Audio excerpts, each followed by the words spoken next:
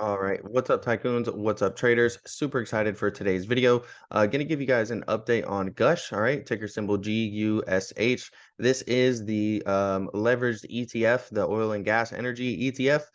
So this was a viewer request. I do these viewer requests every week. If you want to see your stock or anything like that in the next video, all you got to do is comment down below. We're going to go over some of the major levels that I'm watching right now when it comes to GUSH. There is a couple chart patterns we have forming that could give us a nice move here soon. Just depends if we're going to see a move to the upside or the downside. But before we do that, I just want to go over I have a 50K portfolio challenge series where, I kind of go into dividend stocks and also running the wheel strategy, the option wheel strategy.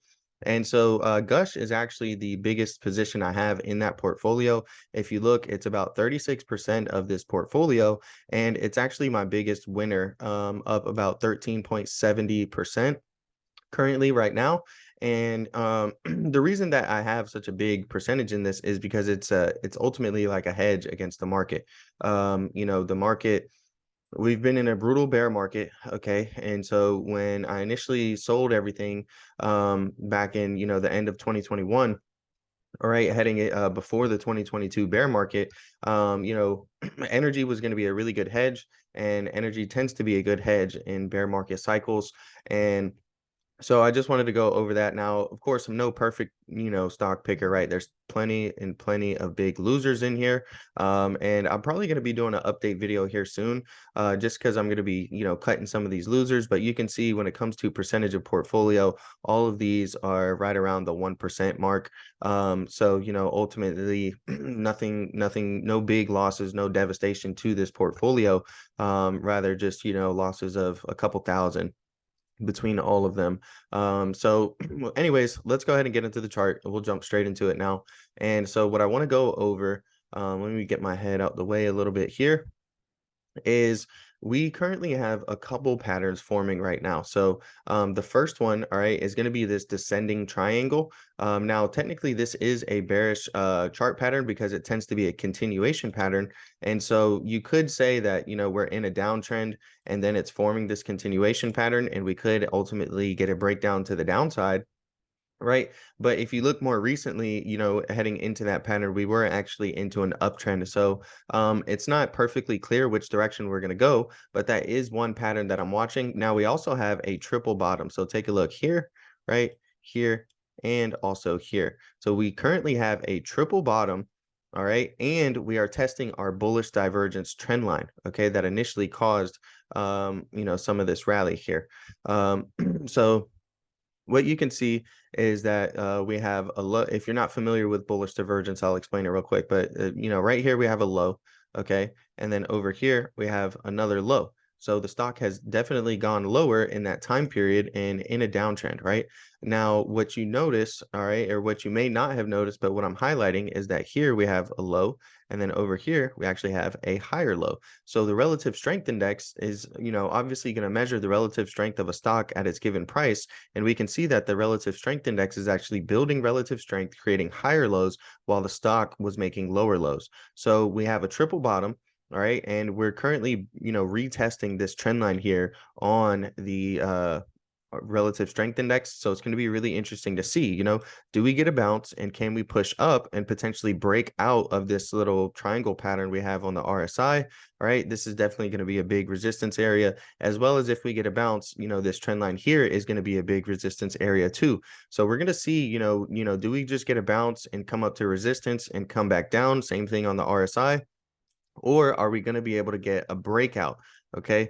Now, if we are able to get a breakout, there's three major levels of resistance that we need to pay attention to. Those are going to be 156.44, 166.41, and 176.38. If we're able to break out past those resistance levels, then we have the chance of ultimately getting, the full breakout to play rather than just a look above and fail, where bulls are presented the opportunity on the breakout to really push price higher and follow through with the breakout. But rather, instead, they look above and they fail, and bears come in and show that ultimately they have the strength and they were the ones who were able to take control even when bulls were presented the opportunity. Okay, now if we break this trend line here on the bullish divergence, and we also break this big support level here right around 125, then most likely we're going to see this thing drop back down into our demand zone here, which is right about $100 to about $110 per share, roughly. You can see that in the past here, this has been a nice little demand zone where we've tested it multiple times, and each time we've pushed into these levels, there's been an imbalance of buy orders. That's why it's a demand zone. And that imbalance of buy orders really pushes price up each time we've come into those areas. Now, ultimately, if we do break through our major resistance levels here, we could get the move up into our overhead supply zone, which that region is going to be roughly about 195 all the way up to about 210. All right, that's kind of like your rough overhead supply zone. And that's where there's an imbalance of sell orders that keeps pushing price lower, right? Over here, we test that level twice and we push lower. Over here, we test it multiple times, come back down, retest it, and ultimately push lower. So there's a big imbalance of sell orders up here. We're going to see if that imbalance is still there and if there's still a large presence of sell orders at these levels. And if we break below, we'll see if there's a large imbalance of buy orders within that area. Now, something interesting that shows that we're going to have a really big move is the MACD is ranging right now.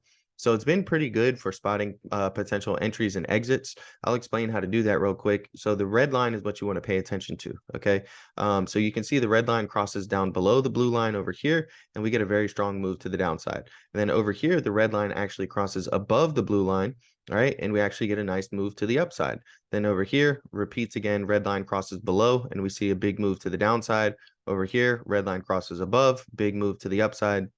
And you can see we've really been respecting these ranges here as of recently. But most recently, the MACD has just been ranging. It hasn't given any clear entry or exit signals. It's just been waving like this, slightly in an uptrend.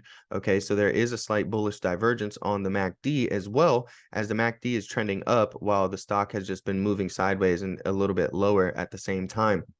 So typically, whenever you see this on the MACD, a big move is coming. It could be to the downside, it could be to the upside.